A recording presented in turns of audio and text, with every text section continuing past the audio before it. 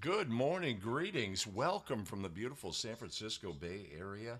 We are live 5 Play Friday, possibly our final live stream of the season.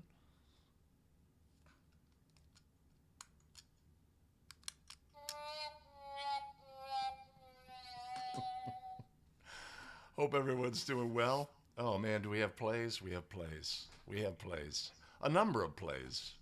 Are they the best plays? I don't know. We'll see. Hold on just a second here. Got a little audio issue. Do I have an audio issue now? No. Yes? No.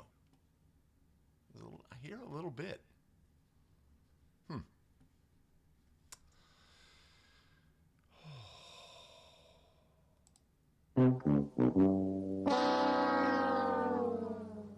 You'll see.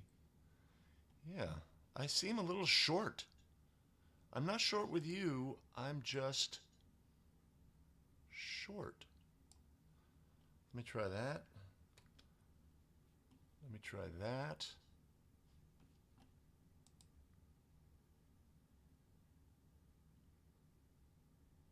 Yeah, that looks pretty good. That works. Okay. All right. Yeah, a little slow going here this morning. Hope everyone's doing well. For many, the season is over. You know, I mean, that's going to drive me crazy. Hold on a second.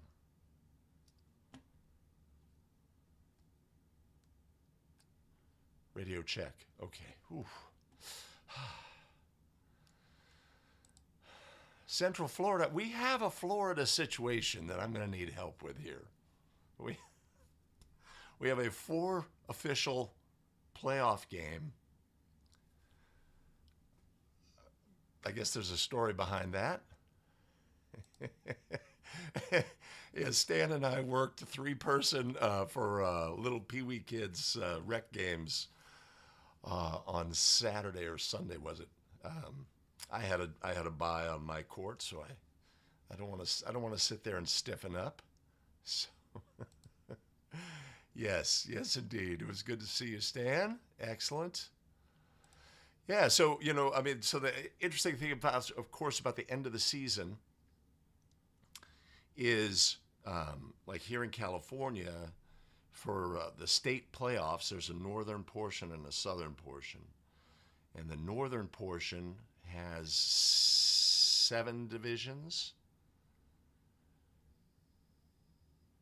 So there's going to be 8 playoff games on the first round. So 8 times 7, 56 games times 3 officials on each game. So there's like you need basically 165, 170 officials. And then the next round, you only need 80 officials. And the next round, you only need 40 officials. And the next round, 20. And the next round, So the end comes for all of us at some point along the way. Hopefully, if you are not not cut until after the final game of the season, that's tremendous. But it's just the nature of what we do. Just like the teams, right? There's that 1 through 16, and then there's only 8 remaining, and then 4 remaining, then 2 remaining, and then 1. So Ray Allen, the Ray Allen is in the house. Jason Hayes, Jason Hayes in the house. Good to see you. Tom Hickey from Milwaukee. Yeah, okay, awesome. I think I agree with you. Ref for life, indeed. Michael Myers in hell. Kamali Rowan, bright and early this morning. Excellent. Good to see you, Kamali. Go green. Adams lays it down. Oh, awesome, Mark. That's tremendous. Good to see you on the home front. Not out hither and yon, not out on some golf course somewhere in Arizona. There you go.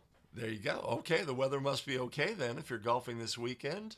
It must be such a treat if you are in a winter climb and the spring, and you can, get out and do what you want to do, whether it's golf or hike.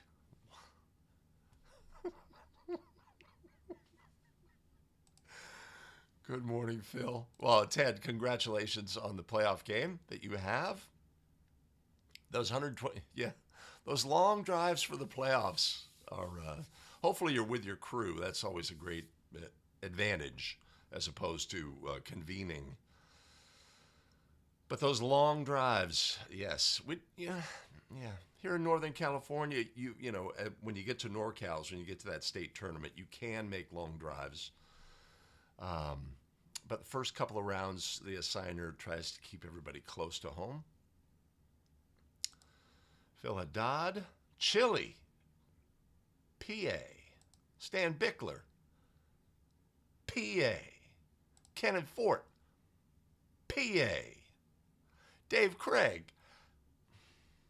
in the land of the restricted area. Good to see you, Dave. Earl Schaffer, Colorado Springs, excellent. Ed Harrison, Texas. Christopher Lake, good to see you, Chris. Much appreciated. Much love from Ann Arbor.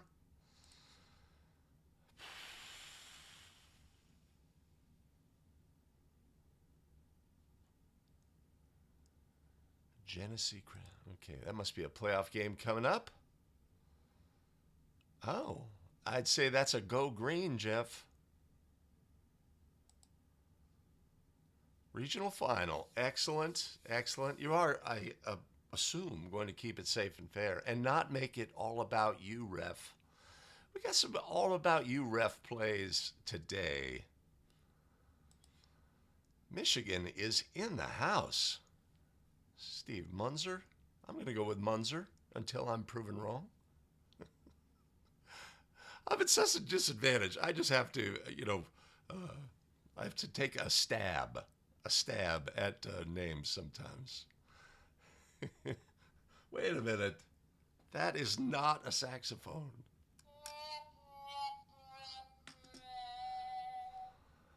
Oh, tremendous. Tremendous. Audio level is very low. Is it? Okay, hold on.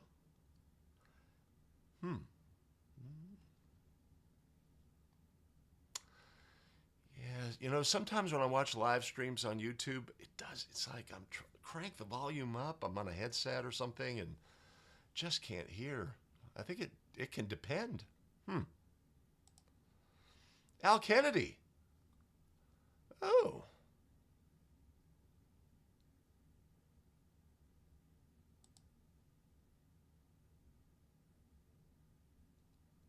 Well, did you send me the game? I don't know anything about that. Oh.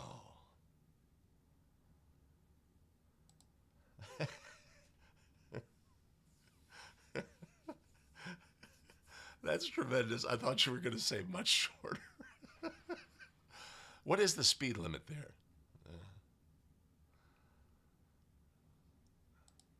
Or were you on the game, Joe?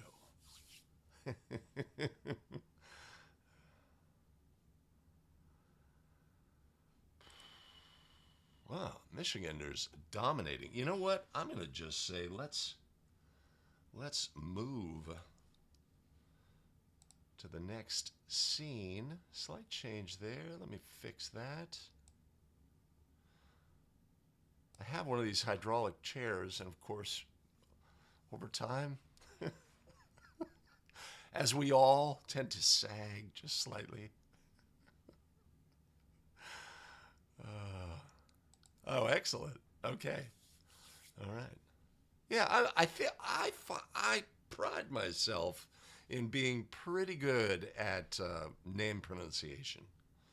Like, let's try one. Adam Wells. Good to see you, Adam. See what I do?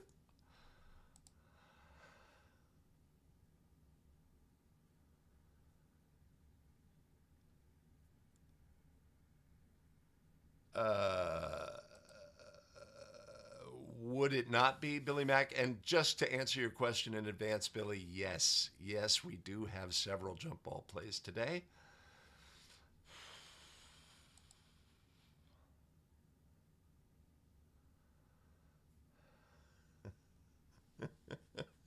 Oh, Mike is out here like encouraging people to come to the live stream. I get it. I get it. Awesome. Okay. All right. Well, I'm not going to. Casebook. Yeah. And somebody showed me one of these the other day. They actually have a book with the rules in it. That's a game changer. And the Zooch. Oh, awesome. Awesome.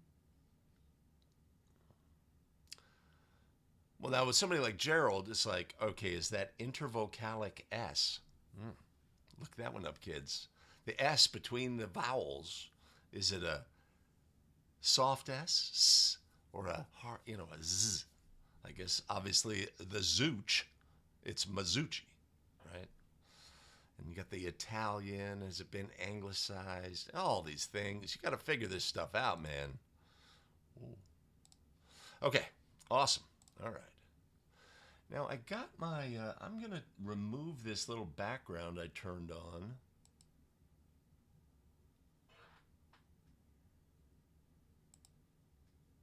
So it's just black in the background. Because that's the way it's been all season, inadvertently.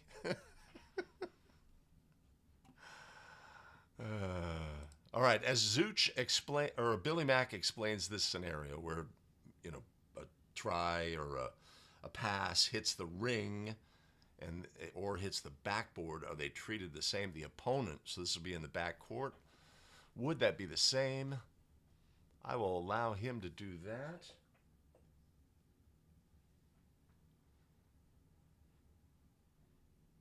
Background's looking pretty good. All right. Here we go. Let's see. End of the season. Here we are. It comes to us every season. But today, we're going to continue. We're going to look at plays. 5 plays. Stick around. Greetings. Welcome back to 5 Play Friday. As we head into the off season, you'll be heading to camps, and you go to camp, and there's somebody at the front of the room, and they're going to talk about how to break down plays and how to analyze game video. Hey, guess what? We do that every week during the basketball season, and we're doing it today. We're looking at plays. My name is Greg Austin with A Better Official. Let's look at our first play today, a You Make the Call play. What do you have on this play?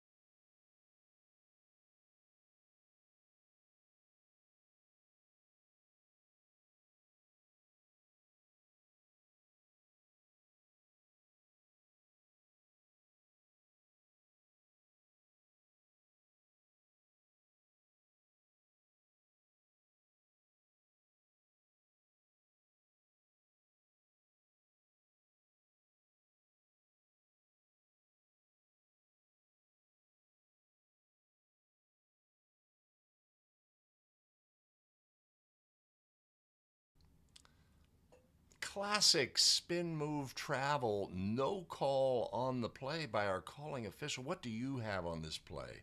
Legal play, traveling? Put your ruling down in the comments below and stick around to the end of the video. You know we're going to look at all of the things on play number 1. Okay. Hey, back at the start of the show, we had that play down the lane, spin, move, travel, no call. What? Let's take a look back. Play number 1.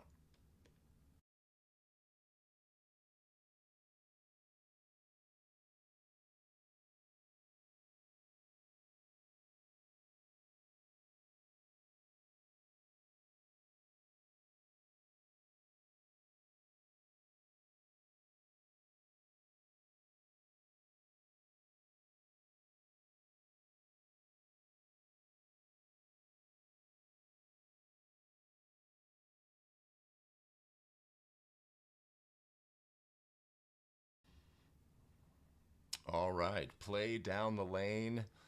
Right, on plays like this, we know almost all spin moves in high school are travels because of the way that they're executed. Pivot foot is lifted and returned to the floor. But what we have to have on plays such as this is a recognition of what is occurring and not just say, oh, look, spin, move, travel, travel, right? Right. This player does not have control of the basketball. Unless you are holding the basketball, you cannot travel. Okay, so we see when we go to the when the player spins, during the spin, the ball is out. The ball is out, right? It's coming around. They attempt to grasp it, do not grasp it. It's out again. Ultimately, do grasp it, make a very athletic play to the basket. But this is a fumble. This player does not have control of the basketball. They cannot travel. So, on plays such as this, a key component here is to recognize what is occurring on the play, right? And not just say, look, this player spun. Okay, that's got to be a travel. Obviously, they are discombobulated. They are not doing what they wanted to do. They are off balance. All these things are occurring. We don't want to have a reaction whistle. We want to evaluate the play and make a judgment on the legality of the play. This was not an illegal play. This player did not travel. Many officials will see a play like this and they will immediately say travel. But if a player does not have the ball, they are not in possession of the ball, they cannot travel. That's an obvious looking play to me, and yet many would put a whistle on this play. I know in the chat, we're not going to have a bunch of traveling calls. I'll tell you that much.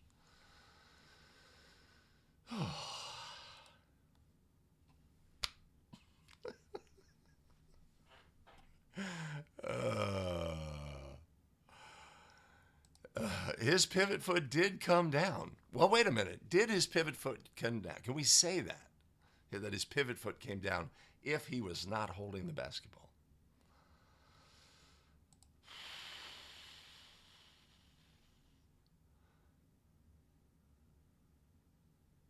Pretty incredible he was able to get up a shot.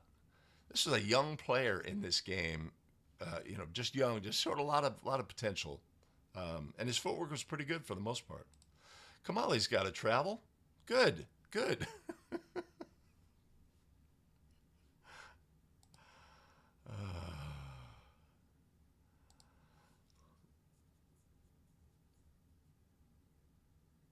Oh, I will. Absolutely, Joe. I will check that out. Thank you. Right. So if we take a look,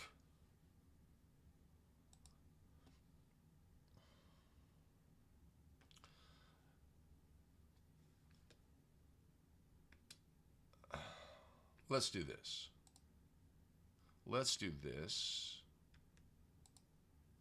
This. Okay. All right. Is this player holding the basketball? Yes. Yes, they are.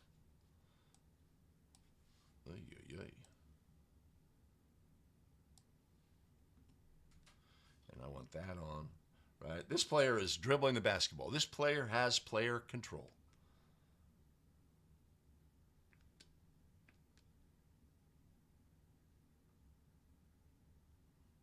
Yeah, yeah. I'm not going to do that anymore. I do not have command in my telestrator. Phil Haddad has traveling. Oh, this is perfect. Perfect. I mean, this is so obvious to me that this is not a travel. But, well, I was calling official on the play, right? So this was filmed using the Ray-Ban Meta glasses. So this is my position as lead. And right, you see the ball come loose there? Immediately when the ball comes loose, what happens next? This player has fumbled. They are allowed to legally gather that fumble. To me, this is obviously a no call.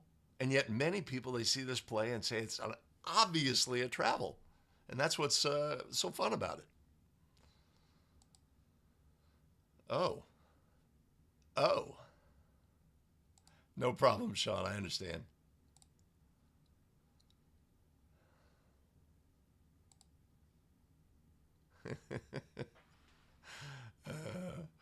Yeah, I mean, for better or for worse, because like you know, so often we see an official, they are looking right at the play, except like a cloud passes over the sun at a key moment, and they can't see the thing that they needed to see. It is, unless you watch like right here when he makes the spin, right? So as lead, I'm looking at the secondary defense. You see the ball come out? It makes it easy. Makes it easy.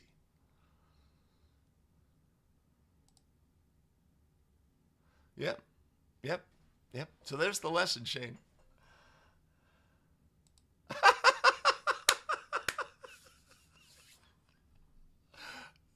Yes, I wouldn't show my calls that I get wrong. Come on now.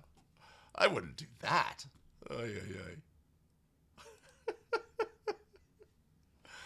I appreciate that, Mike. Yes, it was. Yes, it was. Okay. All right. So we're back. Now, let me just make sure I have plays lined up like I want them to. Let's take a look. Okay, next play will be a traveling play transition. Let's just bang them out. Let's just bang them out. I mean, one thing about my new format here is I'm not saying, hey, let's look at play number 2 or play. You know, those don't make it to the final episode. So let's look at our next play.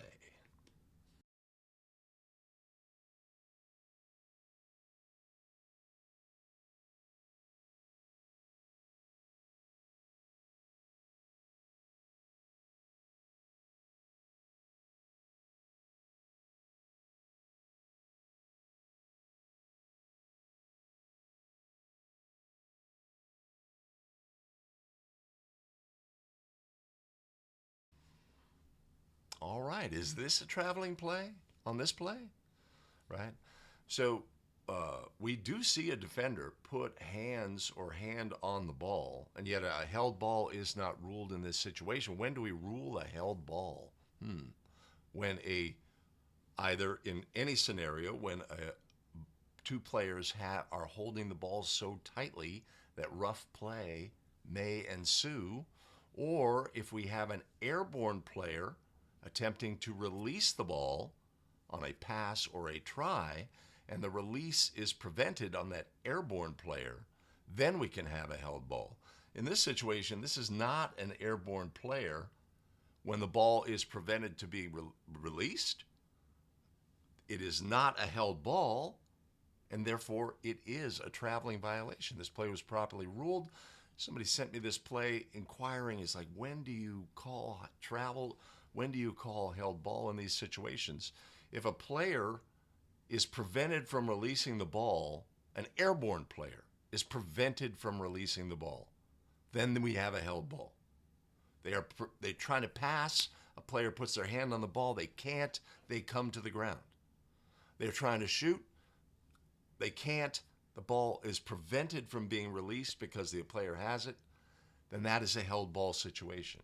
But in this situation, this is not an airborne player, and it is a traveling violation by rule, right? The ball was inhibited from being released by the player who attempted to grab the ball themselves, but a held ball did not occur in that situation, and so a travel is the result. A travel is the result.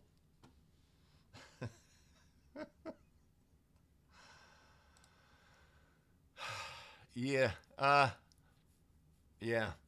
I mean, it would be great if you could just and and make them a little less cumbersome. I mean, there's hardware and stuff, so they have to be kind of bulky. You know, sort of like the yeah, those other glasses. I don't know. I don't know about that. There are other options, right? You can get a chest-based camera, which I find not to be as good. I have one, right? Because what you want to see is what the official sees, and sometimes the chest, unless you're moving like the hockey, the you know, the tabletop hockey guys, you know, where you're pivoting and you're not moving your head.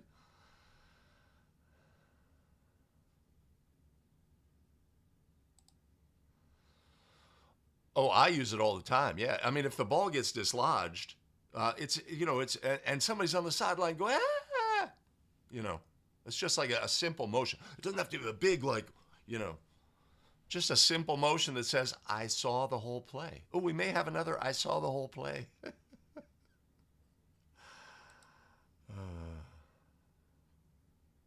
Yeah, this is some rec game, I think. Who knows?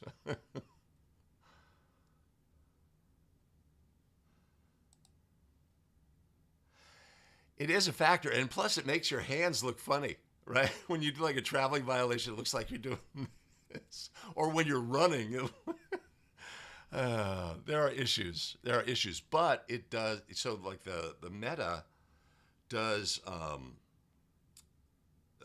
It's vertical-ish, right? It's not. It's not completely 9 by 16, but it is vertical more than horizontal. The chest based is horizontal, so you get a wider view.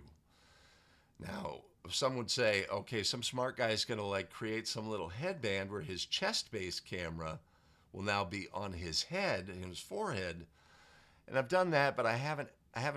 It's much more conspicuous, and it's a little awkward, right? So with I don't have it here.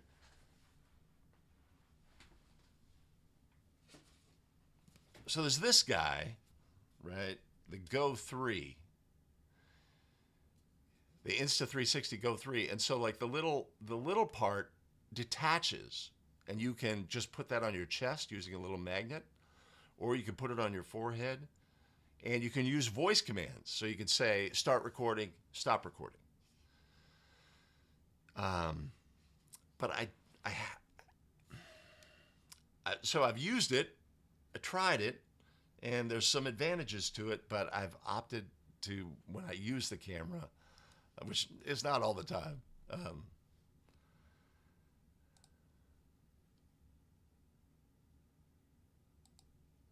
He was prevented the release, but he wasn't an airborne player, right? That's the key, right? And that, you know, just because players have their hands on the ball does not mean that that's the case.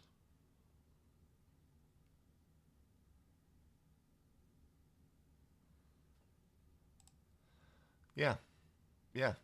I mean, so the thing with the glasses, not to get, yeah, the thing with the glasses is you have to turn them on, and you can record up to 3 minutes, but the battery life becomes into play. So you have to.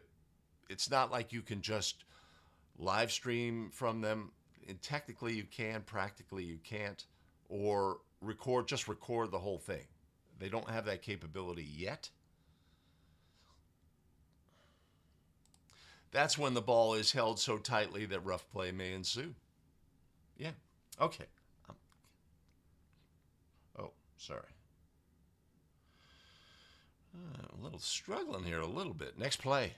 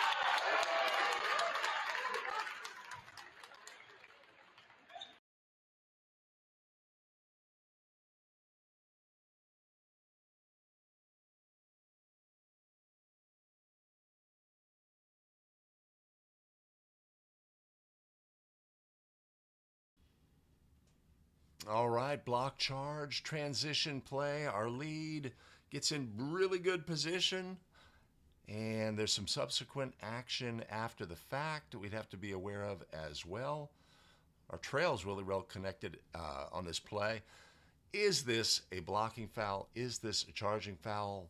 Let's look at all of the things. Right? Our lead picks up the defender.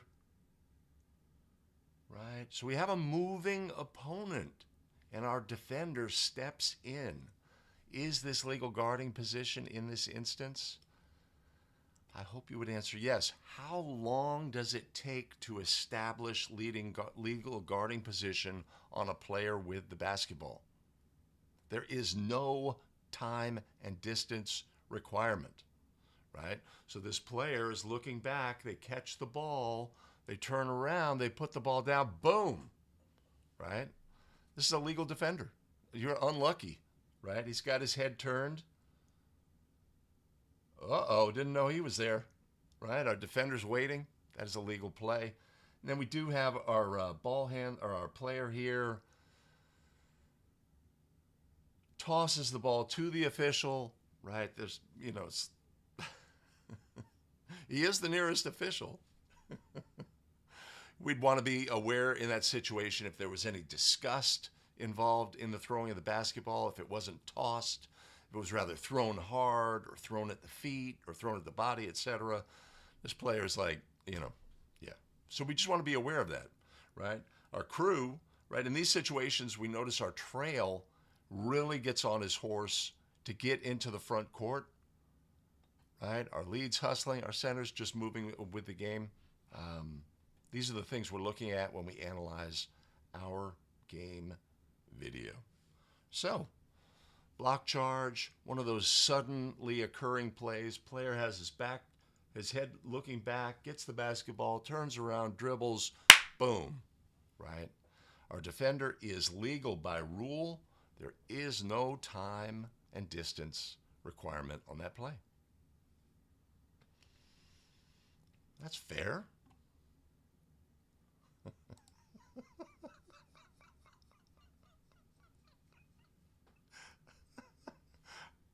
Are they really? Is the team name the Chargers? Tom's got a block. Why, Tom? Why?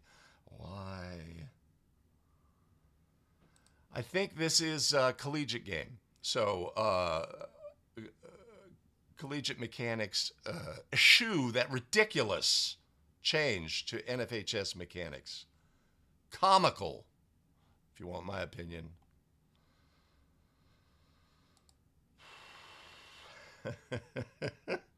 Joe, are you trying to figure out the context of the game? You cannot influence calls based on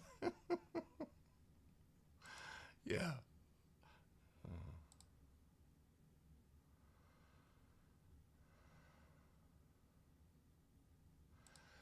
All right. So if the same play occurs and it's a player without the ball, right? We're just trying to draw a charge on the best player of the other team, a big man, and we're trying to get cheap fouls on him. So we set up and then screening principles apply, and time and distance must be given. That player who's running this way turns around, they must have time and distance to avoid that defender.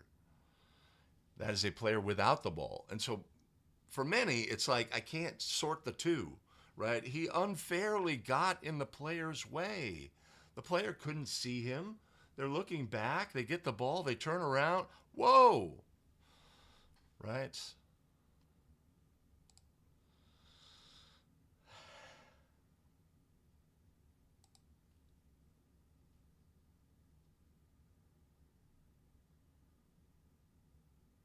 Yes.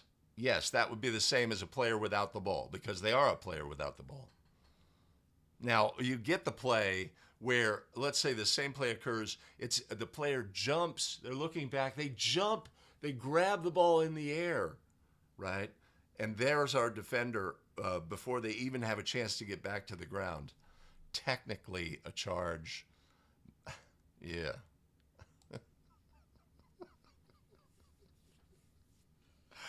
We'll get there. We'll get there.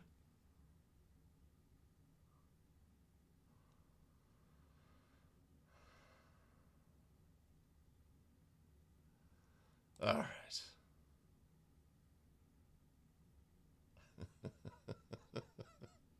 We like comical. We like comical. All right. Next play.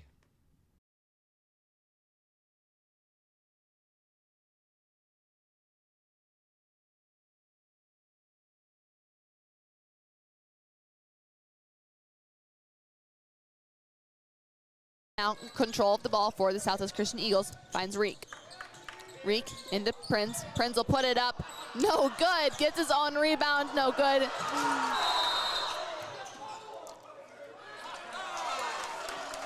We have a flopping call on the Knights. That'll go as a warning. Substitution for the Archer Knights is number 14, Jens Drake. It's the first flopping call I've seen since the first couple of games of the Eagles. Yeah, at the beginning of the season, they were really strict about it. Yeah, it seemed like they had the officials had to figure out what it was going to be. Yep. All right, so they're not going to lose. It's just a warning. It's not going to be a turnover of possession. Gotcha.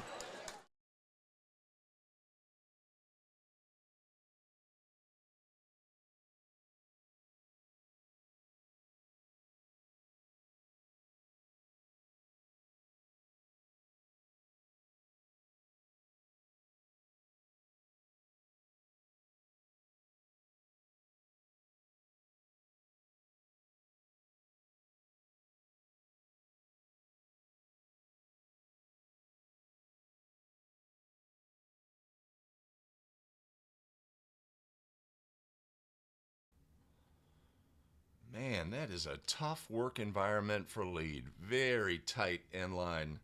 What do we have on this play? Let's take a look. All right, our crew's in good position. Right, we got a big post player for Black. Right, he's sort of like the focal point of the offense. Our lead rotates. There is a flopping action by a defender. Our big player gets the ball back, ultimately loses the ball. How did they lose the basketball?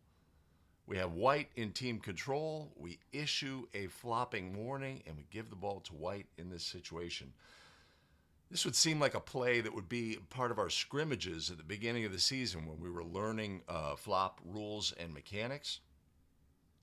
Right? When there's a defensive player who flops, we are to withhold the whistle until a stoppage in play, or until there's a change of possession or a dead ball, and then assess the warning. Let's take a look here. Right? So our lead gets a late rotation, but recognizes that this is the matchup. This is the matchup that is the straw that stirs the drink. We've got really limited end line rule here. We've got cheerleaders here making it super tight on the other end. We're in a shot clock state. All of these things are variables. Right? Could have stopped our rotation, but we try to complete. We got a rotation away. Our center is staying engaged. Center new trail. Deems that a flop. No call, no whistle, right? Our player, 45, gets the basketball. We see those arms entangled. 4 is holding his arm down. Yeah, that's a foul, man. So we don't know where our old trail was on this play. Maybe they were, out of position to make that ruling, and it's on the far side of the court. Who could get that call? Could our old center, new trail, get that call from here? Yeah, they could, but they may be, super focused on when am I going to rule the flop warning, right? That can hang us up. In the end, we've got White holding the basketball. We're going to stop the play and assess the warning to White for flopping. We're going to award the ball to White.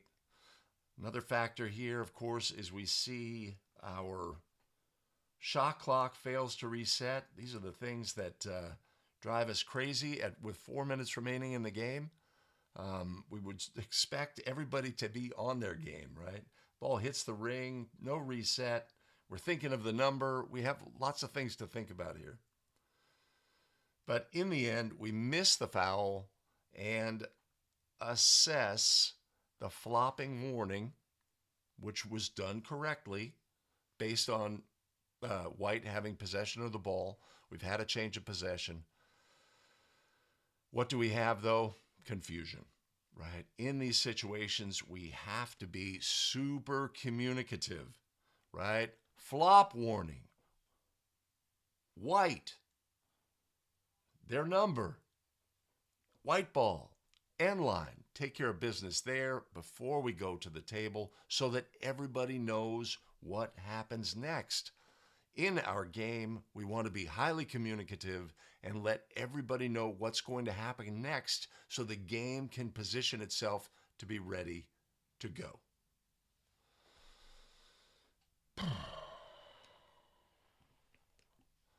I don't know how we missed that foul. Obviously we can't see where the trail is.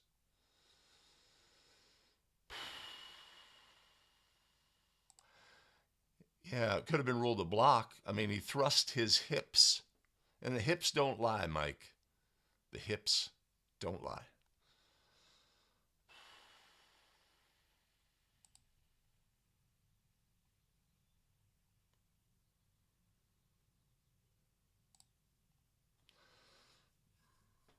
Did it even rise to the level of a block charge?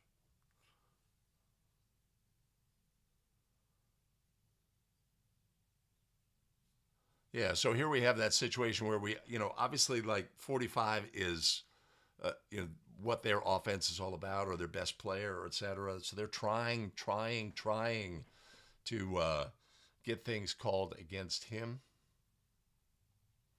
Yeah, a little bit.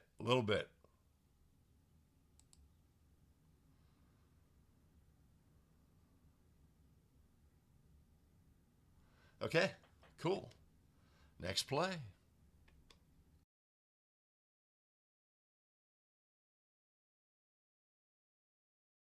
Come off the bench and shoot at just as high of a clip as the starters. The second free throw back iron. It's batted right back to Rommel, who was just behind the free throw line after his shot. But Lincoln is going to get the ball back.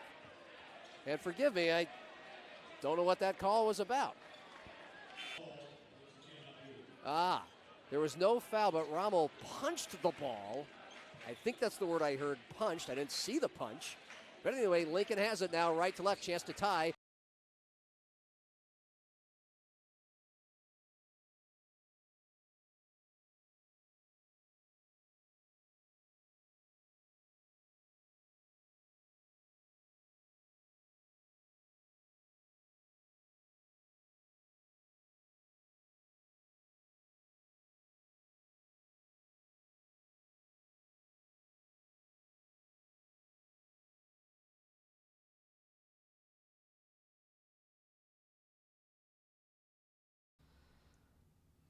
Oh, no.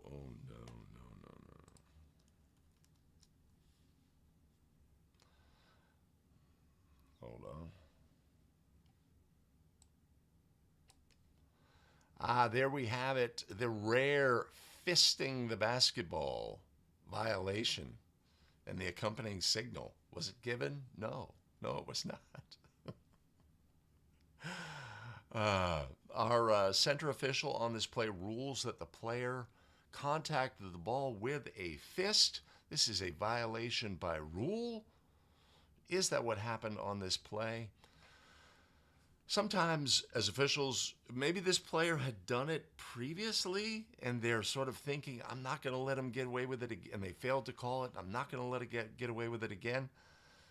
This player does not contact the ball with their fist, right? And sometimes we imagine things occurring in the game, right? For us to make this ruling, first of all, what's the spirit and intent of this rule? Let's say you're administering a throw-in to a kid.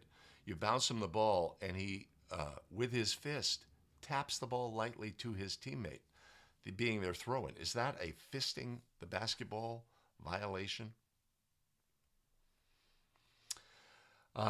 So what's the spirit and intent? Obviously, we don't want to have a situation where there's a loose ball amongst players and a player comes in and with their fist forcefully contacts the basketball, right? This creates a dangerous situation. You could also say, well, I don't want a player to get an advantage by propelling the basketball unnaturally by fisting it, right? They can really contact the ball and make it go faster and farther, right? Is that what happens on this play? No. This player simply bats the ball to a teammate. So when we put rulings in the game that are confusing to the players, to the stakeholders in the game, the coaches, what? Nobody thinks this happened because it didn't happen. When we do that, our game doesn't get better as a result. So we really need to think long and hard about making obvious rulings and not trying to find a thing that we may know or suspect or what have you. It's not about you, ref. Not about you. Not about you, ref.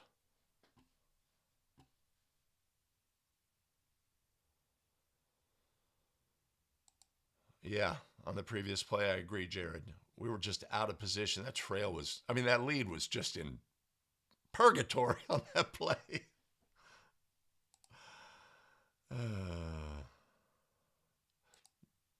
Is it a punch or is it a fist? Is it a fist? Fisting the ball. And it's the same signal.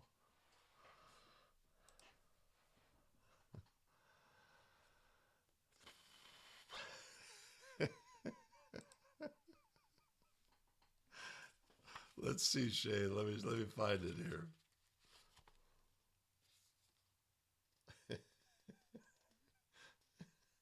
Wait a minute. Oh no, they've changed the name of it. It's the same as the kicking violation.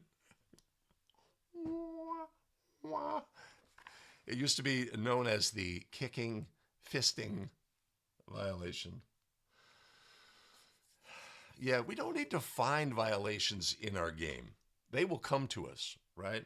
Well, a great piece of advice, as pregame, it's just like, in this game, we don't have to find things. Let them call themselves. Let them be obvious. And if we stick to that, if we call the obvious things and don't get the gray area, shadowy, probably, mostly, maybe, right? If we just call the obvious, and especially this time of year, end of game, these games are really, really important. We don't want phantom calls in our game.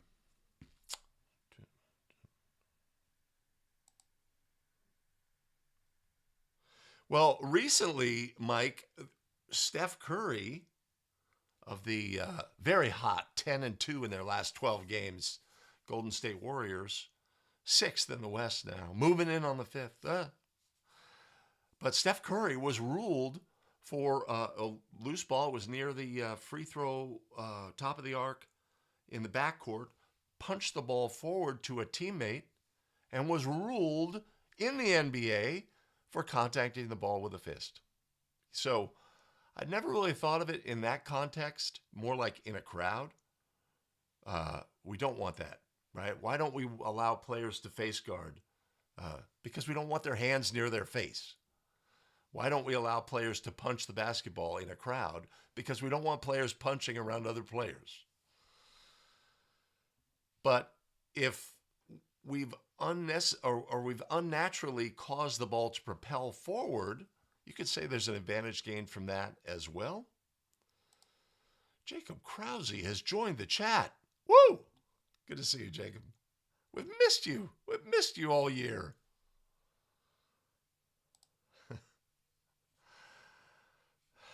Ah, indeed. Well, he didn't. He batted the ball. The Jokic on an inbounds play with 0.2, he's near the end line. His teammate throws him the ball, and he bats the ball down the court. It wasn't a punch. It was batting the ball, and it would have counted if it went incredible with .2 from the backcourt, 90 feet from the basket.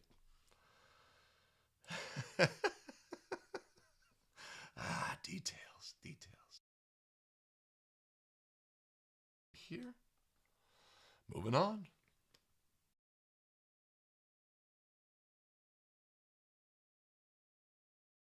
Live, Spartans ranked 11th in the state by Cal High Sports and 19th by Scorebook Live, as we have an issue on the opening tip. And it goes against the Spartans. And the Spartans might have, I guess, tried to steal that. I'm not sure what exactly happened there, but it's going to be Pride basketball. That means the possession arrow is pointing the De La Salle way.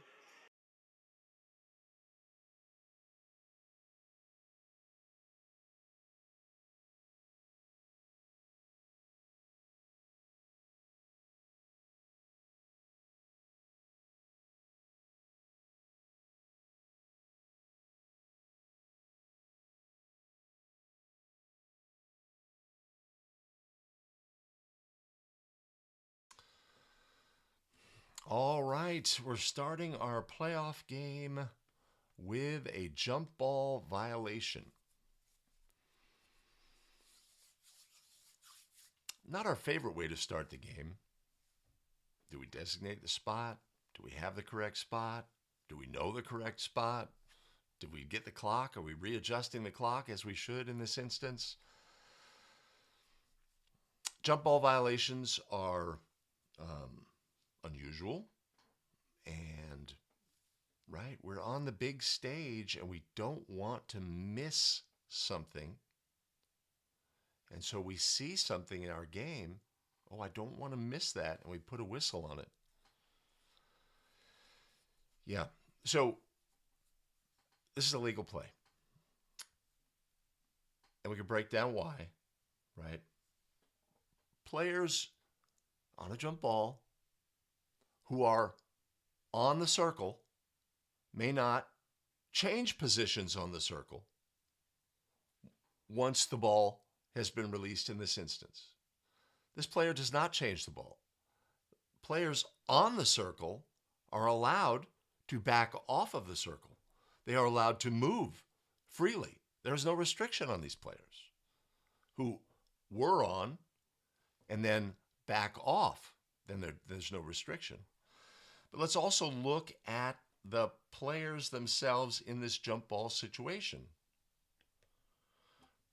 We see that player in the background. He definitely moves here, But let's look at these players here, What if these players did that? Are these players required? Is there any restriction on these players' movement? Ask yourself that. If you don't know that, it's okay. Jump balls happen once a game, Are these players around the center circle, or are they off of the center circle? If they are not on the center circle, there is no restriction on their movement. They cannot move onto the circle in this situation. So you can ask yourself, well, are these players on the center circle?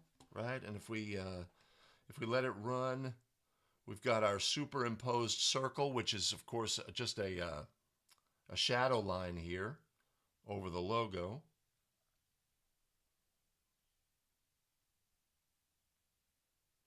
But we react. We see that player move, and we think, yeah, we told you to hold your spots, man, So you could say, yes, that player in behind there was on the center circle. Looks like this player would be considered on the center circle.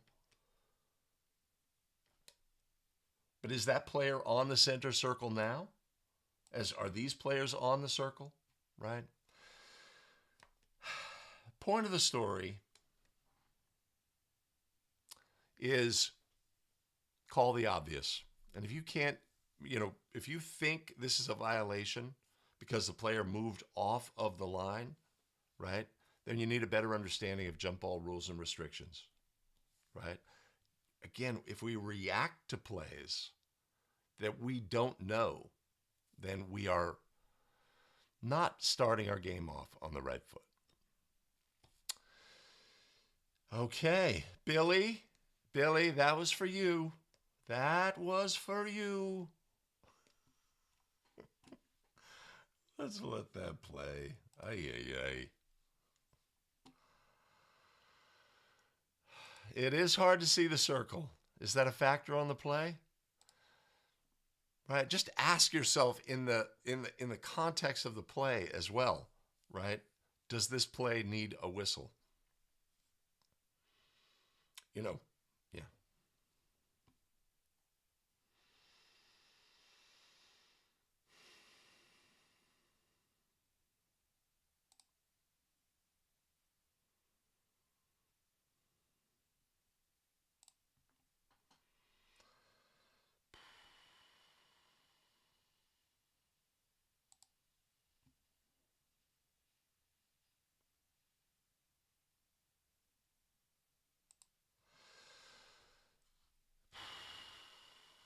Yeah, and we'd have to reset the clock here because the violation occurs before the legal touching. Tell that to 97% of all officials. You know what I think it is? You know where I think that essentially comes from, Billy Mack? You might know better than me from the past, from the far off times. But so like we're about to attempt a free throw, and I may say to the players on the release, who am I talking to? I'm talking to the players in marked lane spaces, but potentially everybody hears it. So if you had a jump ball situation where you had players like in the NBA, where they actually have players on the circle, right? If you had that, you may be talking to the players, hold your spots. Don't change your spot and have a violation.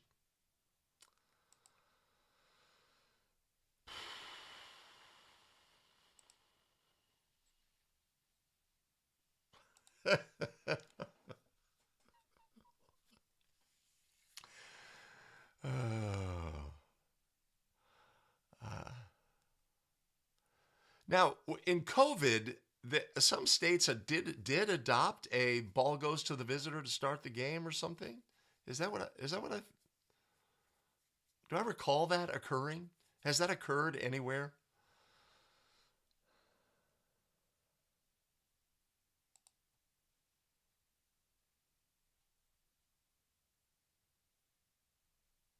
Oh, so do we have stealing the tap as well? Oh, I don't think so. Okay. Ooh. Uh-oh. I'm in trouble. I don't know where I am.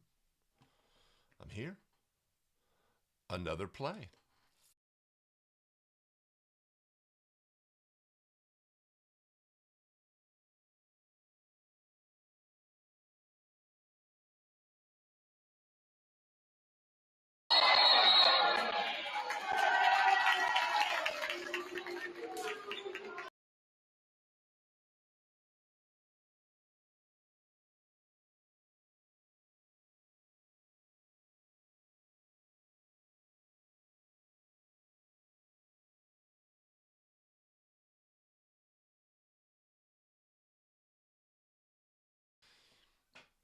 Now, one of the disadvantages we have with the basket interference / goaltending is there's no differentiation of signals. So I'm going to go under the assumption that this was ruled a goaltending violation because the ball was contacted after it contacted the back. I'm going under that assumption, right?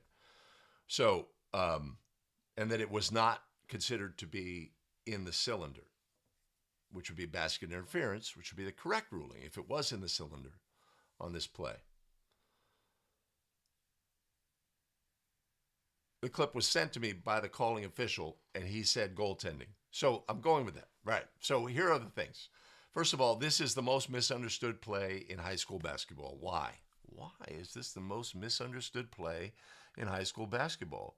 Because the rules are different at other levels. I watch the NBA, and the announcer says, if the ball contacts the backboard, you cannot contact the ball, right? I watch collegiate basketball.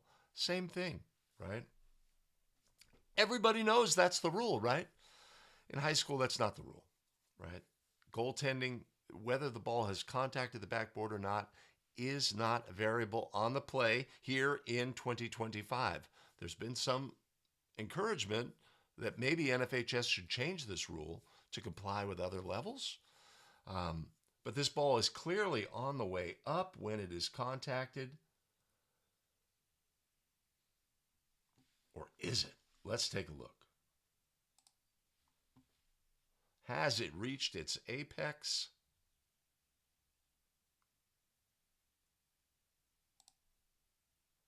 No.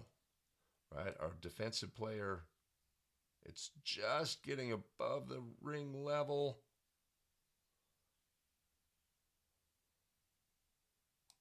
Right? So this would not be a goaltending violation by rule. Now, one of the things we have to do when we go into our game is recognize who are our collegiate officials on this crew, right? Hey, high school rules tonight, be super patient on plays above the rim, right? Be super patient, right? Difference in the rules, etc. You know the difference, but you also know what your training says when you see this play as a collegiate official. Well, that's a violation, right? So these are the things we have to pregame as well.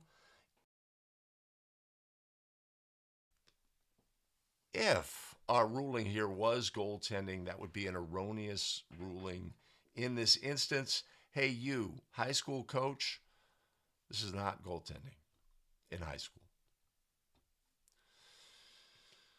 Oy, oy.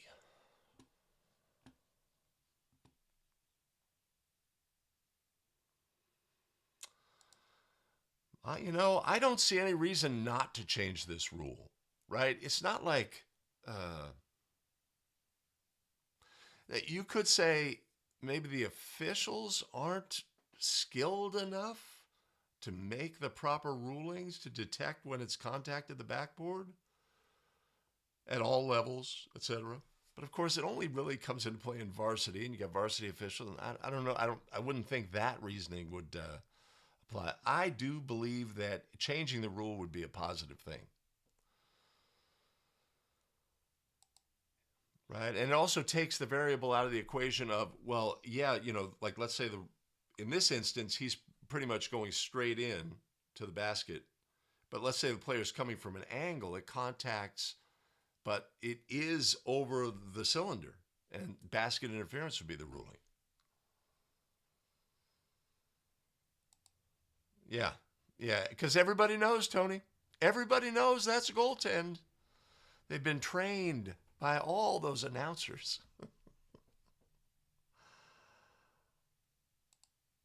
I don't know if it's below. Let's take a look. It's just above, I think. And it's on the way up, so we're going to err. Yeah, it's above. But, of course, what are the positives on the play? Right, so another factor that comes into play here is trust, right? If you're the trail on this play, are you fighting to make this call? Or who would you expect to make this call? If it was goaltending, who would you expect to make this call? The center official, right? So trust comes into play as well. Yes, I've hustled, I've busted my ass, I got up into the front court. I see that play.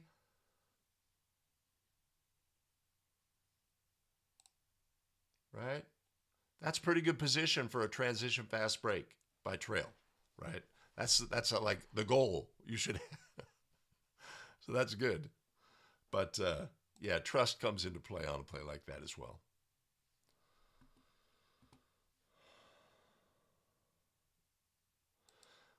Yeah. It'll be interesting to see if that is changed. It would just eliminate so much confusion and so much. I have a clip where I know that the ball was obviously contacted on the way up. And then I stopped officiating, and something happened after, like somebody else touched it or take the pressure off my shoulders. How about backcourt rules as well?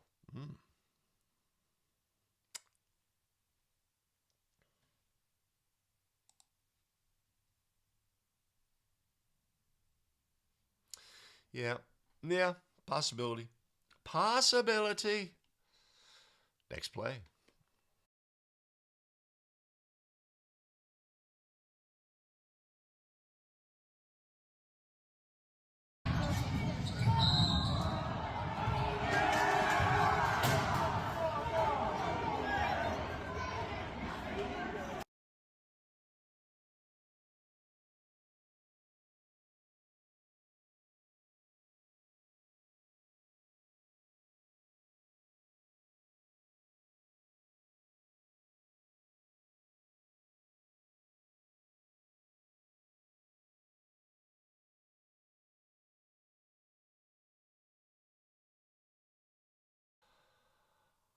I do not know if that clipboard is going to recover.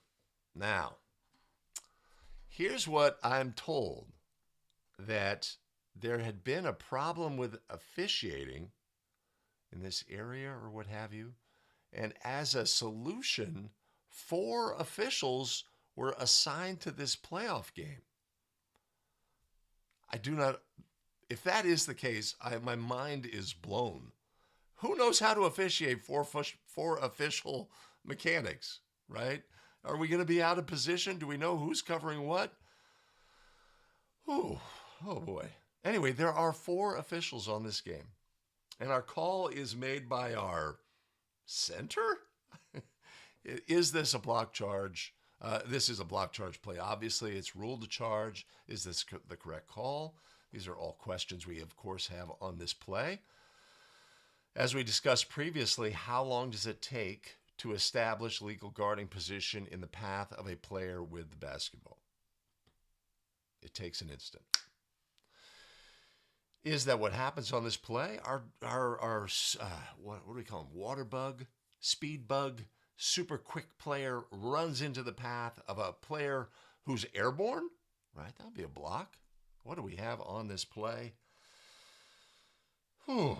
Let's look at all the things. All right. You know, I'm always slow. I'm going to go here, here, here, here, here.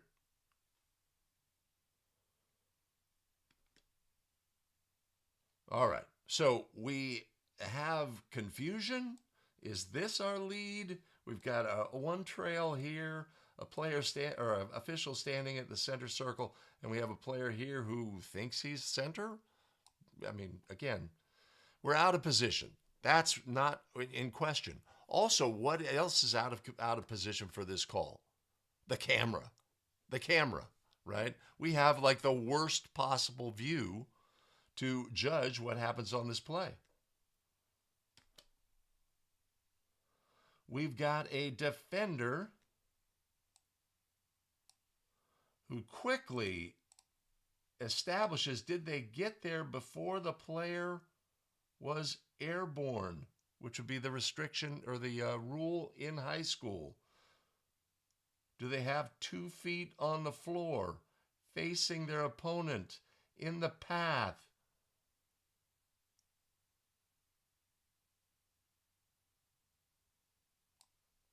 Yeah, I think they do.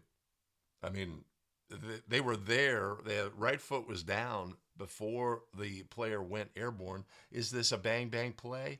Absolutely. Absolutely. And then we've got a coach who does not appreciate the quality of that call and slams their clipboard to the floor. But our 4th official is going to give them a talking to, right? This is an obvious technical foul. Something we can't ignore, right? We cannot have a coach responding to a call by slamming a clipboard to the floor to show their disgust in the call. That's an easy technical. I'm assuming there was no technical on this play. I do not understand what is going on, why we would put 4 officials. I thought this was some experimental rec league where they're trying something out, or this is not appropriate for playoff basketball in any context.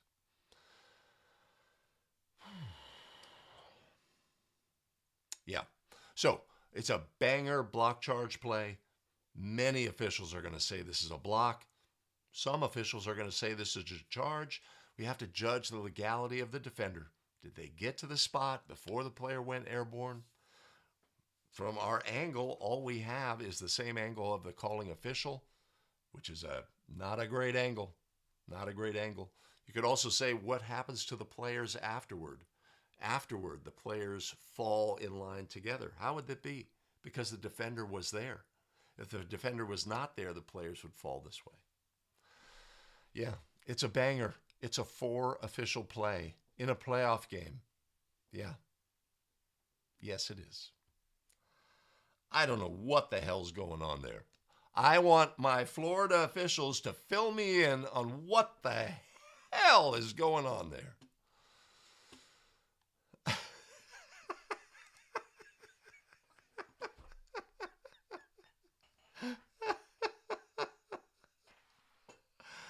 Oh, I tell you, the whole thing, right? So first of all, this is filmed in 4D.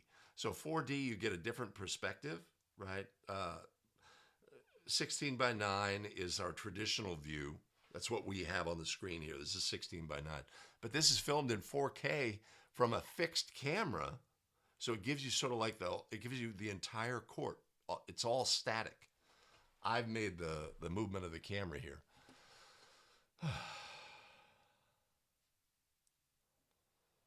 All right. Sean sees a block. I think you will not be alone.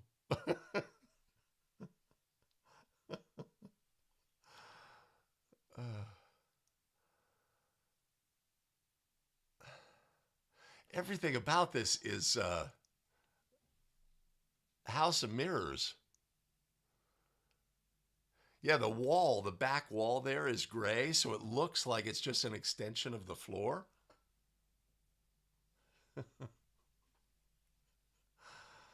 Oh.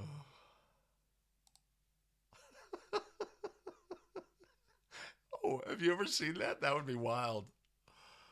Oh. Oh. Dave's got a block,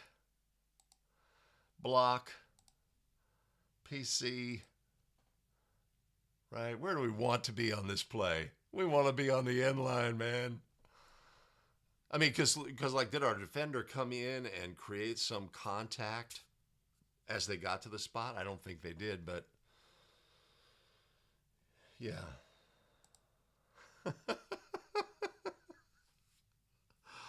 Oh my God. It hurts. It hurts. Yeah, I mean, let's go with a 4th official. Just sit at the table and perform 4th official, role. Keep track of team fouls and every time I watch it, I need Florida to step in. Okay.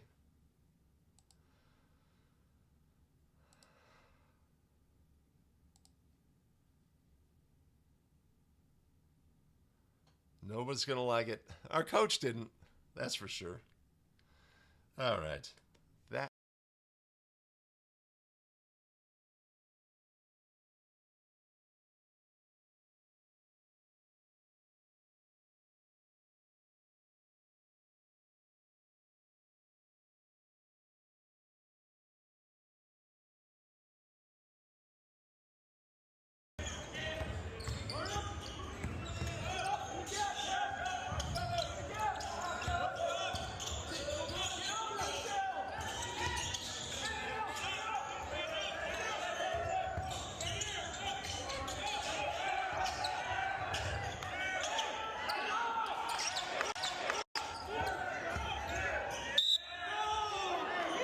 Sideline.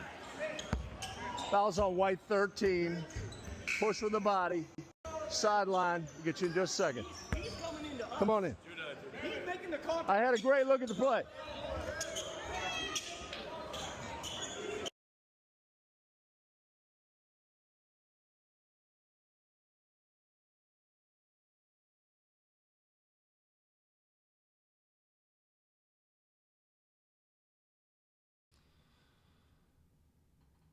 that was weird. All right, we're wearing the glasses. We have a call, right? Ball handler dribbler here. This player pivots. Yeah, a little movement of that pivot foot. Is that a travel? No. No, it's not. We've got a ball handler dribbler, right? So we always have to look at these plays in the context of the game. When we look at video clips, do we get the context of the game? No. No, we don't, right? We could see a clip and it's like, how did they not call that? What were they looking at, etc.?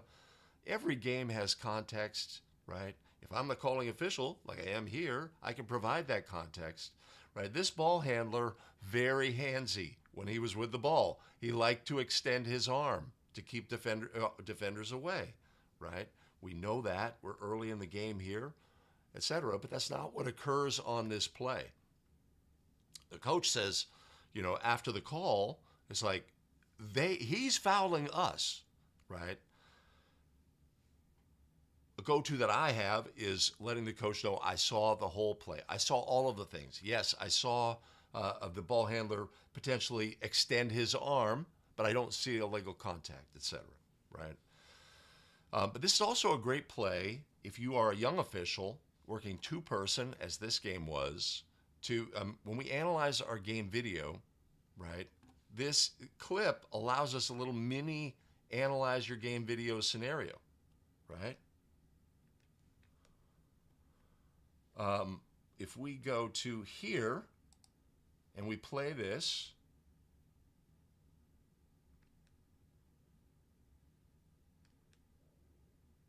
right? I am the trail official and the ball is being passed from my primary, right? This ball handler matchup was to a player here who's essentially in the gray area, right? Would this belong to the lead? Am I going to give this play up? Is it going to be contingent upon what the player does? Let's take a look. Yeah, he's going that way. I am no longer officiating that play. I have to find what's next. Secondary defender here, player coming down here. I've got nothing in my matchups here, right? When I analyze my game video, am I looking at the right things? If instead of letting that player disappear, I'm sort of like looking, where did he go? Where did he go? Right? He's in my partner's primary. I need to let that play go and find the next thing. What's the next thing? It comes back out. When it goes down, it almost always comes back out, right? So we're ready for that. Now I have a primary defender here, non-competitive at the moment. And our player sets up. This is my matchup as trail on this play. I would say this is still my matchup. Aware that my partner might have something here. We see there's this off-ball action. There's nothing competitive there. This player's not digging in.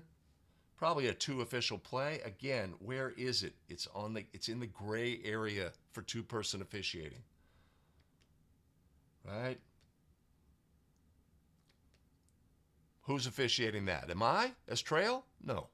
No, I'm not. What do I need to find? This player digging in, right? We got nothing competitive here.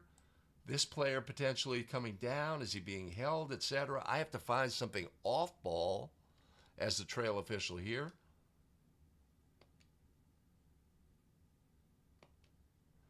And again, the ball comes back out, right? This is in the trail's primary. This is my matchup, right? This is my defender. This is my call, right? So when we analyze our game video, we have this play where a defender, I feel, moved into the ball handler, never legal, causing the ball handler to have a reaction that made this a play that we absolutely needed a whistle, right? I'm going to report. In two-person mechanics, we're always going to switch all fouls, etc. Tell the sub, hey, hold on. I do have to do my reporting before you come running onto the court, etc. These are the habits and fundamentals that we're looking at when we analyze our own game video, which I hope any young official is doing on a regular basis. Are we looking at the right things? Are we recognizing what is occurring in our game, right? And what we are officiating in our game at all times and evaluating whether we're doing the right things. It's a long way of,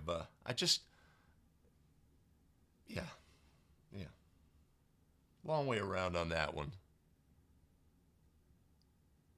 Yeah.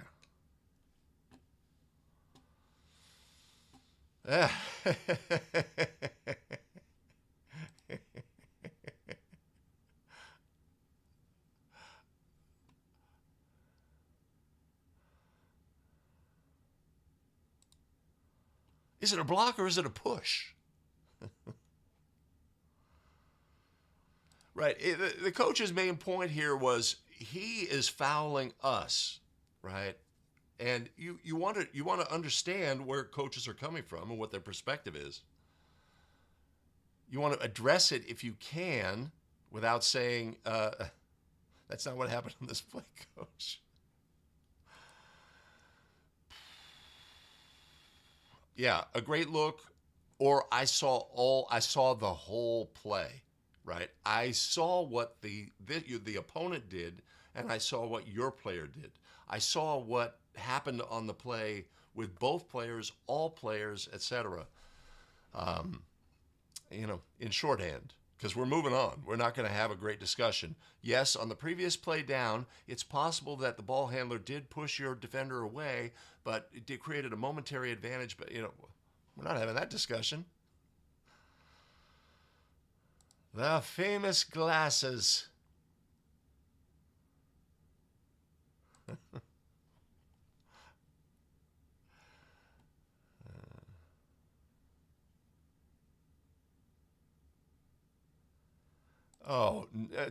Virtually never here in the beautiful San Francisco Bay Area. Sometimes there's a draped shirt, but they never, ever. Maybe in the playoffs. Yeah.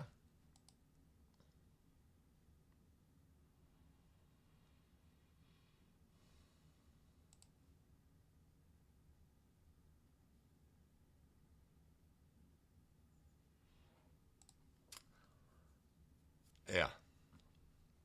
It's just an emphasis of the state and associations, etc.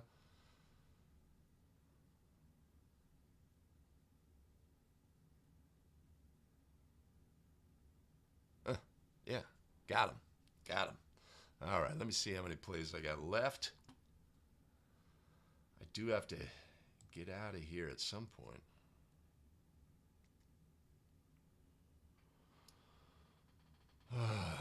Okay. All right. I hate to do it as the final thing, but we had talked previously about the assault in Michigan.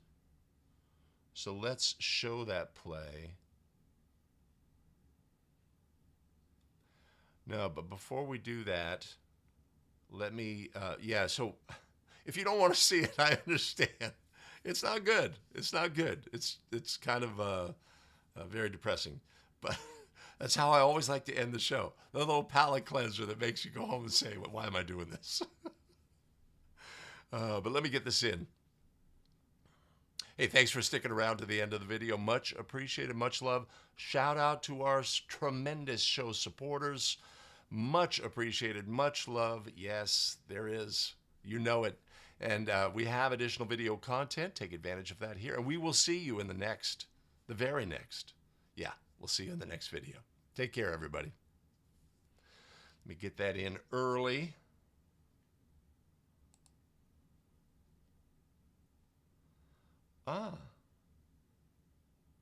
Yeah, I often say push with the body. Ray-Ban Meta glasses. Duriel. Kind of like the ones they look comparable. Yeah, you can look those up. Yeah, I mean, one of the things about, Dave, about high school mechanics and those who are sticklers about signals, It's like you cannot go to the table and say hit, or you can't go like this and say hit. You have to say illegal use of hands, and you have to hold it down below your waist, right? Because that's the way the picture looks. Yeah, man, this is a social experience and a communication experience and an everybody knows experience, right? Pushed him in the back, right? It goes a long way. Either doing it at the spot of the foul or doing it at the table so that everybody knows, right? Held, right? Put a hand like this instead of using the hold mechanic, just like and there's an emphasis on moving the arm down, right? He grabbed his arm and held it down, right? Or he hit his arm and pushed it up. Yeah. I mean, if you feel constricted by the mechanics and the signals, rather, it's challenging because some calls need a story. They need a narrative. And if we can provide that, it can provide the answer. I thought you called it on blue 12 and you're saying blue 15. What? Oh, he grabbed him from behind, or he pushed him from behind, or a leg contact, or whatever. So if you feel constrained, and of course, several years ago, point of emphasis, only use official language of the rules book at all times. Yeah.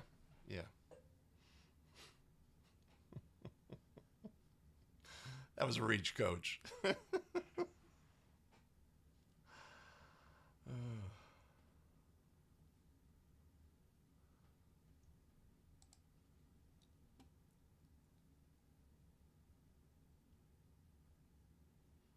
This was the Florida game, Daryl. Why were there 4 officials on the game? What was the goal? All right, Al. Okay. All right. We are going to dampen our spirits and take a look at that play. That situation, right? So I guess it's Team A playing Team B at a neutral site. So the school's not involved. Yeah.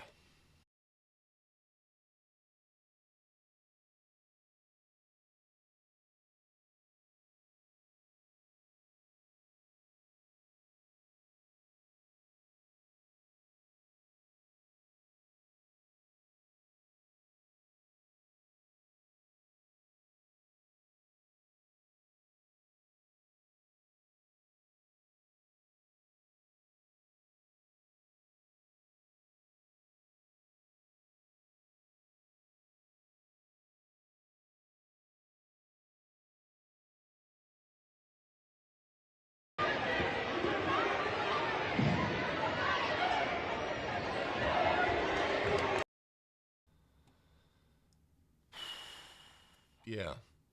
So I have a lot of questions. Why is this camera following this official?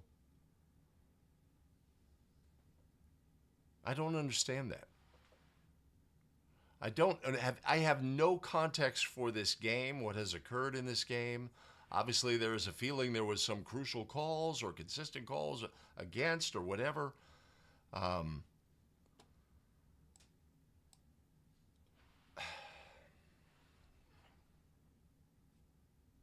Yeah. So I guess there's a lot of video and there's repercussions that people will be held into account, right? So if we look at the play, we're going to analyze game video here. Jesus, please. Right? Game is over. Visitors win. Official. I'm not sure where we are heading. Watch the player from behind here. Little tripping action. We've got this player says, "Sir, you called a fine game," or something to that effect. And then we've got this surge of team personnel who are like, we're going to go confront the ref as a group. And then an assistant coach back here, appears to be an assistant coach. Pretty good passer.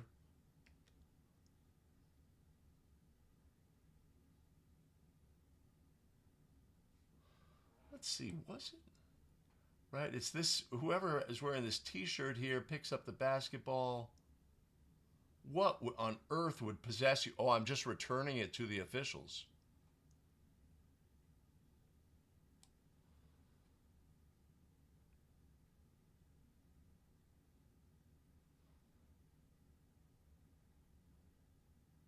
That was a mom who threw that bottle. Just terrible.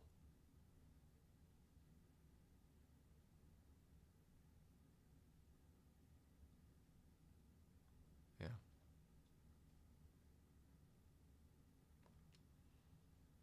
Yeah.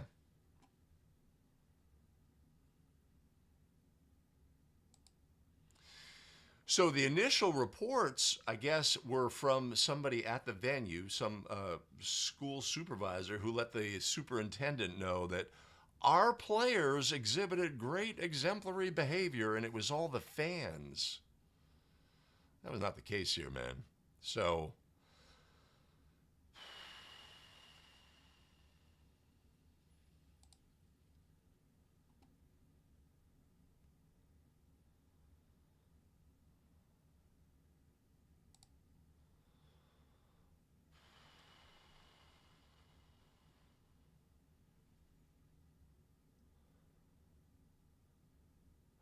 and were there only 2 officials on this playoff game? Oh, who? Wait a minute. Was that our ball thrower who was there standing over the official as well?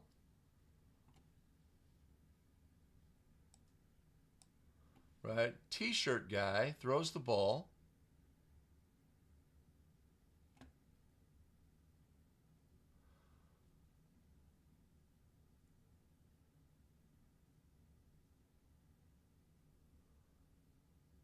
Is that T-shirt guy?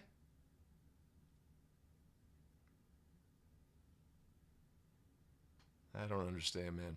I don't understand what we were doing as a crew. I mean, so I'm not a big fan of running away from the game at the end of the game, but we need to move with a purpose to get off the court. I don't know if that are, I don't know, man. I don't know. It's discouraging.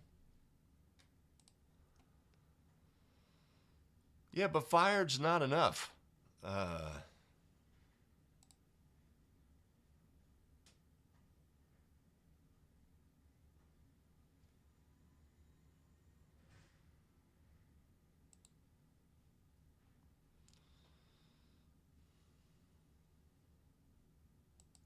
In Florida, this would be a felony. Oh, geez, Louise. Yeah, that mom who threw the bottle there and hit him as well. That's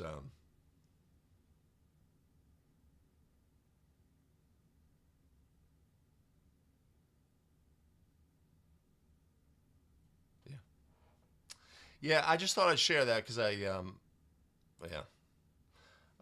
did bring it up last week, and it's unfortunate and terrible and all those things. But it is what it is. Yeah, I don't understand. I don't understand.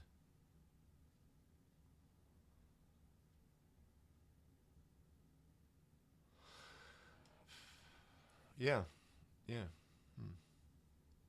All right. Well, on that note, come on, man. Don't you have anything else?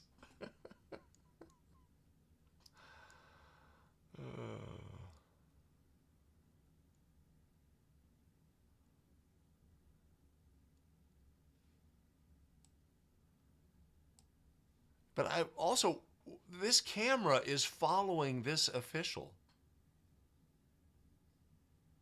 It's not looking at the big picture. It's not doing it. It's all following the official. Why? That's kind of a mystery.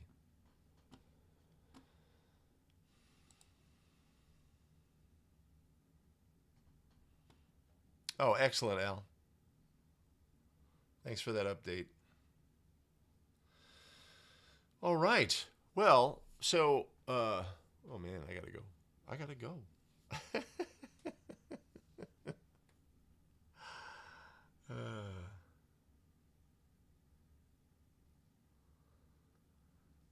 All right. So I'm going to wrap it up.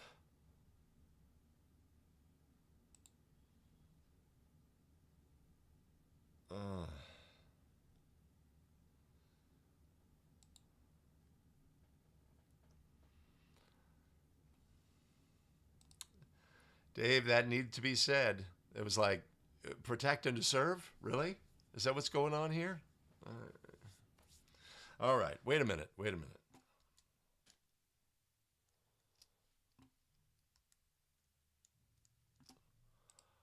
Final show? Final show.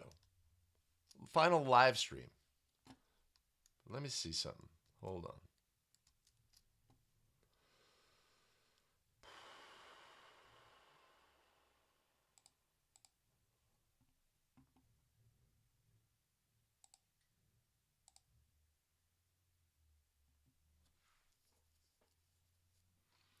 No, I don't have those.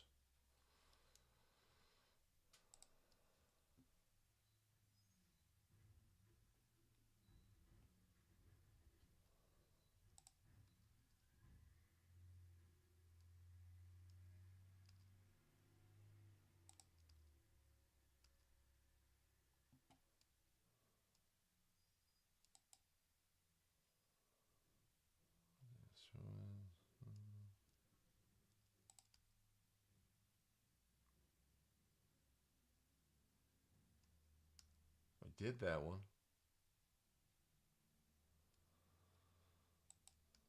I don't have it. I don't have it. I shouldn't. I wanted to play that at the beginning just to get it out of the way. I'm not happy about ending the show that way, but we are ending the show. Mike, this is our last live stream of the high school basketball season. Phil, thank you. Monty, appreciate you. Have I seen you in the chat before? Oh, thank you, Tom. Yeah, we just get better. We look at plays. We analyze all the things. What are you going to do? Oh, Tony, don't let this palate cleanser.